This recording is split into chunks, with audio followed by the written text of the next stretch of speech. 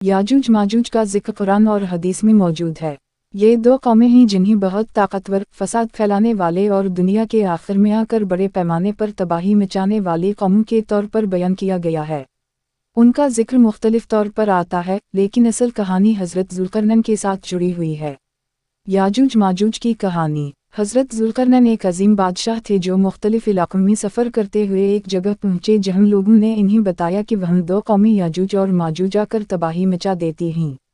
इन कौमों की क़ुव्वत इतनी ज़्यादा थी कि किसी भी ताकतवर कौम को उनके सामने शिकस्त का सामना होता।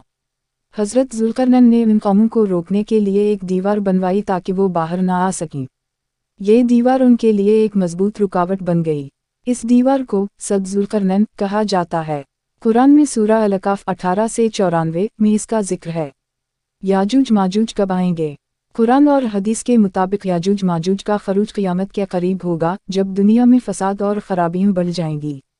हज़रत ईसा अलैहिस्सलाम के नज़ूल के बाद याजूज माजूज आज़ाद हो जाएंगे और ज़मीन पर फसाद फैलाएंगे। वो बहुत ज़्यादा ताकतवर होंगे और उनके हाथों से दुनिया का अमन और सुकून ख़त्म हो जाएगा। ये वक्त वो होगा जब याजूज माजूज का खरूज क़यामत के करीब होगा और अल्लाह की तरफ से अज़ाब आएगा जो इस फसाद का ख़ात्मा करेगा।